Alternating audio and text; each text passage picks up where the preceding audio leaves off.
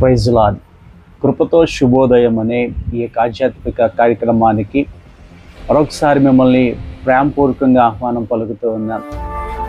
ఈ ఉదయకాల సమయంలో దేవుడు మనకిచ్చిన తలంపు, ఈ దినముని ఈ మాట మనము నేర్చుకుందాం.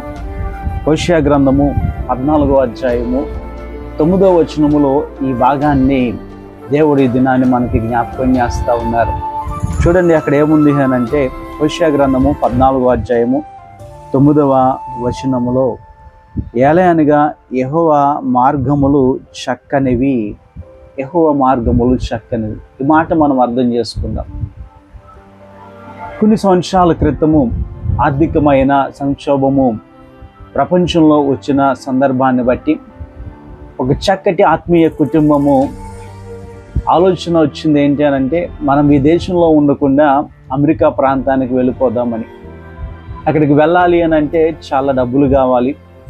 అక్కడ ఆ ప్రాంతము చాలా ఆర్థికంగాను చక్కగా అభివృద్ధి చెందుతూ ఉంది కనుక మనం ఇక్కడ ఉండి ఈ కరువులో, ఈ ఇబ్బందుల్లో ఈ ప్రాంతంలో ఉండే కంటే అమెరికా ప్రాంతం వెళ్ళిపోదామని యజమానుడు తలంచి సంవత్సర కాలము చక్కగా తన డబ్బులన్నీ కూడా సేవ్ చేసుకొని దాచుకొని ఆ ప్రయాణం నిమిత్తము, అక్కడికి వెళ్ళి అలా బ్రతకడం నిమిత్తము ఆ డబ్బులన్నీ కూడా దాచుకున్నాడు.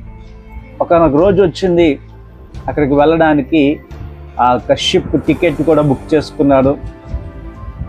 వచ్చే వారంలో అక్కడికి వెళ్ళాలి అనే ఆ సిద్ధపాటులో వాళ్ళు ముందుకు వెళ్తూ ఉంటున్న వాళ్ళందరికీ చెప్తున్నారు, మేము వెళ్ళిపోతున్నాము అని.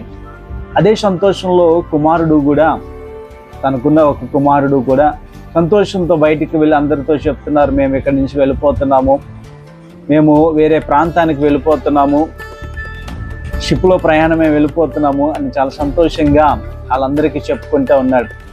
ఆ సమయంలో అనుకోకుండా ఆ వీధిలో తిరుగుతుంటున్న ఒక కుక్క ఆ కుర్రవాణ్ణి కరిసేసింది. ఆ కరిసిన సమయంలో ఆ కాలంలో కుక్క కాటికి మందు లేదు. ఆ మందు లేకపోవడాన్ని బట్టి ఇంట్లోనే ఉండవలసిన పరిస్థితి, కనీసం 4 రోజులు ఇంట్లోనే ఉండిపోవాలి. అట్లాంటి పరిస్థితి వచ్చినప్పుడు ఆ యజమానుడు దేవాది దేవుని వైపుకు తిరిగి తండ్రిని మనకలాగే ఆవేశంలో అంటా ఉన్నాడు, నువ్వంతా నాకు మంచి చేస్తావు అని అనుకుంటే ఇలా చేసావేంటి?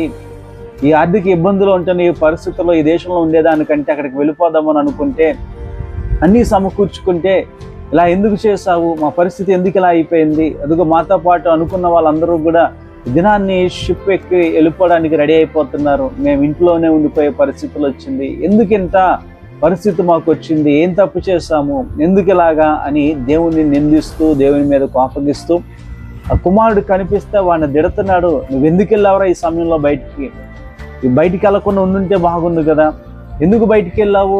నీ వల్లే కదా ఈ దినాన్ని, ఈ ప్రయాణము, ఈ పరిస్థితులు అని చెప్పి కుమారుని తిడుతూ కుటుంబం మీద కోపగించుకుంటూ ఉంటున్న పరిస్థితి. 2 రోజులు అయింది.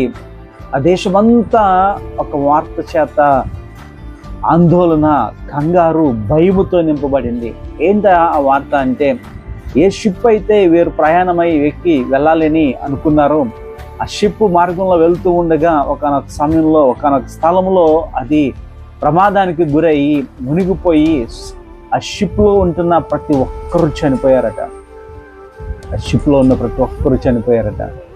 అప్పుడు మోకాలోని దేవుని వైపు తిరిగి అంటున్నాడట దేవుణ్ణి, ప్రభా నువ్వెంతైనా నమ్మదగిన వాడివి, నా తలంపులు వేరు, నీ తలంపులు వేరు, అంతా నా మంచికే నువ్వు చేశావు, అనవసరంగా నేను అది గుర్తించక నీ మీద నేను నిందించాను, నన్ను క్షమించు అని ఏడుస్తూ పశ్చాత్తాపడ్డాడట. ఉదయకాల సమయంలో కూడా పరిశుద్ధాత్ముడు నీ జ్ఞాపకం చేస్తున్నారు. నిజమే కదా, అందాక మనం చదువుకుందాం.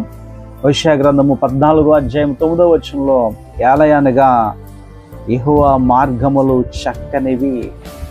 ఏదేదో అనుకుంటున్నావు, ఏదేదో తలంచుతున్నావు, నువ్వు అనుకుంటున్నట్టుగా జరగకపోతే ఎంతగానో కృంగిపోతున్నావు, దేవుణ్ణి కూడా కొన్నిసార్లు నిందిస్తున్నావు. కానీ దేవుడు ప్రేమతో నీతో చెప్తున్న మాట, యెహోవా మార్గములు చక్కనివి.